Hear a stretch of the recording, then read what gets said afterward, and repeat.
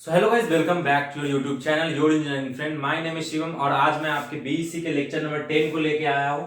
जिस लेक्चर में हम आज यूनिट नंबर सेकंड के लास्ट टॉपिक को पढ़ने वाले हैं, जो कि है आपका रेगुलेटेड पावर सप्लाई। मींस जो आपका यूनिट नंबर सेकंड है उसका लास्ट टॉपिक, जो एक टॉपिक रिमेनिंग था, वो है आपका working principle and block diagram of regulated power supply, जिसमें हम रेगुलेटेड पावर सप्लाई को एक्चुअल में समझेंगे कि rectifier, AC voltage, then filter, voltage regulator सभी कंबाइन होकर कैसे हमें एक सप्लाई प्रोवाइड करती है, डीसी सप्लाई, जो कि हम किसी डिवाइस को यूज करते हैं, किसी डिवाइस को प्रोवाइड करते हैं। ओके, इसे प्रीवियस लेक्चर में हमने जितने भी टॉपिक्स थे उसमें हमने रेक्टिफायर के बारे में समझा, डायोड के बारे में समझा, जेनर डायोड हमने समझा, लाइट एमिटिंग डायोड समझा। तो आप प्रीवियस लेक्चर को जरूर देखो, जिससे कि आपको सभी कॉन्सेप्ट क्लियर हो जाए और ये जो कॉन्सेप्ट है वो आपको आसानी से समझ में आए।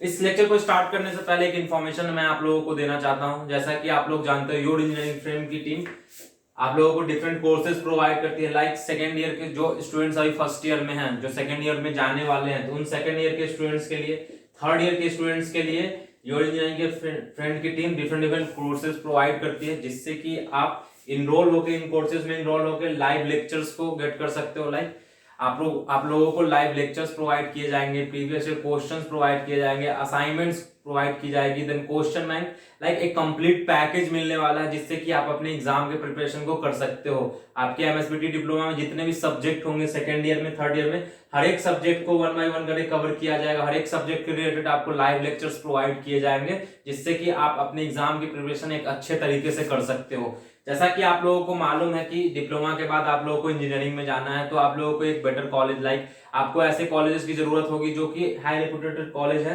Like COEP, PICT. तो ये सब कुछ कॉलेजेस हैं जिनमें आप लोगों को जाने का चांसेस बन जाएगा। तो उसके लिए आप लोगों को 90% स्कोर करने की जरूरत होती है। ओके, तो 90% स्कोर करना, अगर आप इस कोर्स से इनरोल होते हो तो आप आसानी से 90+ स्कोर कर सकते हो, तो जिससे कि आप अपने एग्जाम की प्रिपरेशन अच्छे तरीके से कर सकते हो।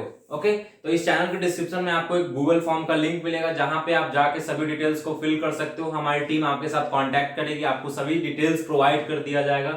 जितने टाइप ऑफ सर्विसेज हम इस कोर्स में आपको मिलने जाएंगे, जितने कंटेंट्स आपको प्रोवाइड किए जाएंगे, सभी के बारे में डिटेल नॉलेज आपको प्रोवाइड कर दिया जाएगा। तो सीट बहुत लिमिटेड है, तो अभी तुरंत जाके जरूर इस चैनल के डिस्क्रिप्शन में जाएं और इस लिंक गूगल फॉर्म को फिल करें।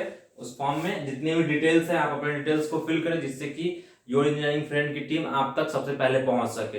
ओके, तो चलिए स्टार्ट करते हैं यूनिट नंबर सेकंड का लास्ट टॉपिक, जो कि आपका लेक्चर नंबर 10 में कंप्लीट करने वाला हूं मैं। वो टॉपिक है आपका रेगुलेटेड पावर सप्लाई। तो रेगुलेटेड पावर सप्लाई क्या होता है? जो जो यहाँ तक आपने जो जो अभी टॉपिक्स पढ़े हैं, लाइक डायोड हमने पढ़ा, रेक्टिफायर हमने पढ़ा, देन हमने जेनर डायोड पढ़ा, हमने फिल्टर पढ़ा, तो सभी को कंप्लीट करके, मींस इन सभी चीजों को कंबाइन करके जो एक सप्लाई बनता है, उसे हम बोलते हैं रेगुलेटेड पावर सप्लाई। मींस हर एक अलग अलग कंपोनेंट्स को कंबाइन करके जो हमारा सिग्नल प्रोड्यूस किया जाता है, उसे ही हम बोलते हैं regulated power supply.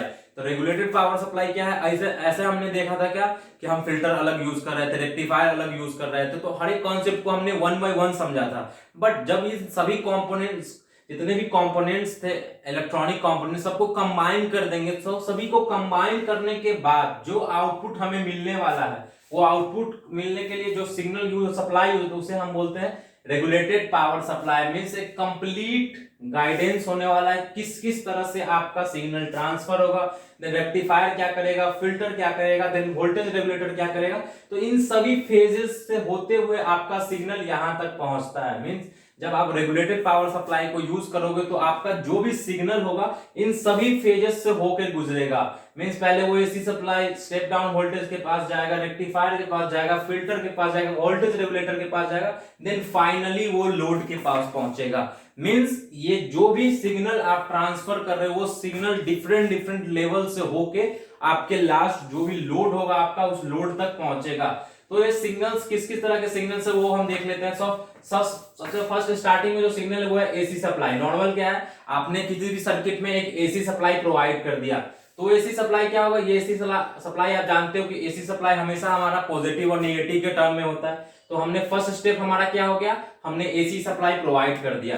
Then second stage क्या होगा कि जो एसी सप्लाई आपने प्रोवाइड किया है उसका जो भी एम्पलीट्यूड होगा, मींस ये जो आपको दिख रहा है फ्रीक्वेंसी है, ये एम्पलीट्यूड और जो मैग्नीट्यूड आपको दिख रहा है ये ज्यादा है, तो इसे हम क्या करेंगे, सेकंड लेयर में हम क्या करेंगे, इसे रिड्यूस कर देंगे, मतलब उससे थोड़ा कम हो जाएगा। ये मींस फर्स्ट लेयर में जो एसी सप्लाई आपको प्रोवाइड किया गया है, उस एसी सप्लाई का जो फ्रीक्वेंट उसका जो एम्पलीट्यूड मैग्नीट्यूड है वो हमने कम कर दिया सेकंड लेयर में। तो ये आपका फर्स्ट लेयर हो गया। सेकंड लेयर में क्या हो गया, आपका जो भी एसी सप्लाई का मैग्नीट्यूड था वो कम होके आगे पास कर दिया गया। ओके, देन एसी सप्लाई का मैग्नीट्यूड कम हो जाने के बाद क्या होगा, वो सप्लाई आपका रेक्टिफायर में पास कर दिया जाएगा। अब ये सप्लाई जो है वो आपका रेक्टिफायर के पास जाएगा। रेक्टिफायर क्या करेगा, वो आपके एसी सिग्नल को आपके डीसी सिग्नल में कन्वर्ट करके आगे फिल्टर को पास कर देगा।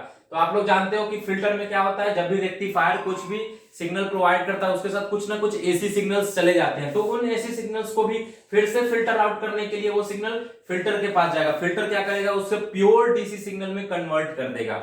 लाइक कुछ भी अगर उसके पास इस रेक्टिफायर के आउटपुट के पास कुछ भी एसी सप्लाई होगा उसे कंप्लीट डीसी सप्लाई में ये फिल्टर हमारा कन्वर्ट कर देगा। देन वो सिग्नल को कहां पास कर देगा, वोल्टेज रेगुलेटर का, जो कि ये लोड पे डिपेंड होगा कि लोड को कितना वोल्टेज चाहिए, 5 वोल्ट चाहिए, 10 वोल्ट चाहिए, 15 वोल्ट चाहिए।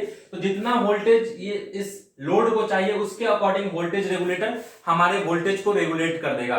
तो आपने स्टेप यहाँ पे समझा क्या हो रहा है कि एक्चुअल में पहला स्टेप में हमारा एसी सप्लाई मिल रहा है सर्किट को, दूसरा स्टेप में क्या हो रहा है कि जो भी एसी सप्लाई है उसका मैग्नीट्यूड कम हो जा रहा है, मींस थोड़ा सा कम कर रहे हैं उसके मैग्नीट्यूड को। देन नेक्स्ट क्या कर रहे हैं, उस एसी सप्लाई को हम कन्वर्ट कर रहे हैं डीसी सप्लाई में यहाँ पे। देन नेक्स्ट क्या होगा, वो जो डीसी सप्लाई है वो फिल्टर आउट होगा, वो प्योर डीसी सप्लाई में कन्वर्ट हो जाएगा, मींस 100% डीसी सप्लाई में वो यहाँ फिल्टर आउट होने के बाद कन्वर्ट हो सकता है। ओके, उसके बाद क्या होगा, फिल्टर ऐसे ही हमारा फिल्टर हो गया वो सिग्नल, तो वो ट्रांसफर कहां हो जाएगा, वोल्टेज रेगुलेटर का। वोल्टेज रेगुलेटर का काम क्या है, रेगुलेट कर देना कि कितना वोल्ट हमारे लोड को रिक्वायर्ड है, कितना वोल्ट उसे चाहिए डिवाइस को यूज करने के लिए, उसके अकॉर्डिंग हमारा वोल्टेज रेगुलेटर उसे कन्वर्ट करके इस लोड को प्रोवाइड कर दिया जाएगा।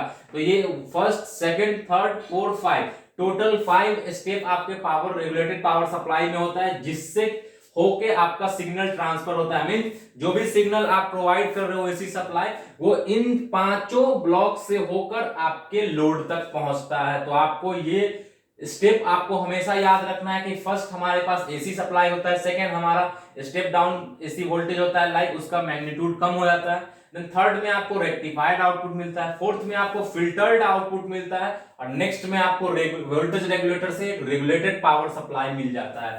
तो ये एक्चुअल वर्किंग है हमारा रेगुलेटेड पावर सप्लाई का, जहां पे हमने डिफरेंट लेयर्स देखे कि जो भी सिग्नल्स हमारे किसी सर्किट में ट्रेवल कर रहे हैं तो वो सिग्नल्स किन किन लेयर्स से होके गुजर रही है, मींस एक्चुअल में लोड तक पहुंचने के लिए वो सिग्नल को किन किन ब्लॉक से होके गुजरना पड़ रहा है। तो ये कुछ ब्लॉक्स हैं जिनसे होके आपका सिग्नल फाइनली अपने डेस्टिनेशन तक पहुंच जाता है। तो आपको ये बहुत ही इंपॉर्टेंट है, वीवीआई क्वेश्चन है, आप इसे नोट डाउन कर लो। आपके एग्जाम में डायरेक्टली इस पे क्वेश्चन पूछा जा सकता है, जहां पे आपको ये ब्लॉक डायग्राम बनाना है और ब्लॉक डायग्राम के हर एक ब्लॉक का एक्चुअल में वर्किंग आप लोगों को बताना है कि कैसे आपका एसी सप्लाई प्रोवाइड किया जाता है, कैसे आपका ये एसी आपका कन्वर्ट हो गया, उसके मैग्नीट्यूड को कम करके। देन फिल्टर का, रेक्टिफायर का काम क्या है, देन फिल्टर का काम क्या है, देन वोल्टेज रेगुलेटर का काम क्या है। तो आपको हर एक चीज के बारे में 1 बाय 1 करके स्टेप वाइज आपके पेपर में लिखना है। ओके, तो यहाँ पे उसी का कन्वर्जन दिया गया है। लाइक स्टेप डाउन क्या करता है, to reduce the AC signal magnitude और एम्पलीट्यूड। रेक्टिफायर क्या करता है, convert AC signal into DC signal. Then filter क्या करता है, convert AC signal into complete DC signal, means 100% DC supply में कन्वर्ट कर देना। देन वोल्टेज रेगुलेटर का काम क्या है कि रेगुलेट कर देना आपके वोल्टेज को। तो ये कुछ स्टेप्स थे जो कि आपको रेगुलेटेड पावर सप्लाई में जरूरी है, जो कि आपको समझ के रखना है कि रेगुलेटेड पावर सप्लाई में कितने लेयर्स से होकर हमारा करंट या वोल्टेज ट्रेवल करता है। ओके, तो ये आपके यूनिट नंबर 2 का लास्ट टॉपिक था। तो आपका आज यूनिट नंबर 2 कंप्लीट हो चुका है। नेक्स्ट लेक्चर से हम यूनिट नंबर 3 को स्टार्ट करेंगे। मैं होप करूंगा, मैं ट्राई करूंगा कि आपके एग्जाम से पहले जितने भी आपके यूनिट्स है सभी को मैं कंप्लीट कवर कर लूं, जिससे कि आपके एग्जाम के लिए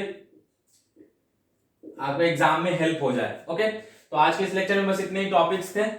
ओके, तो होप करता हूँ आपको सभी टॉपिक्स समझ में आए होंगे। तो मिलते हैं नेक्स्ट लेक्चर में।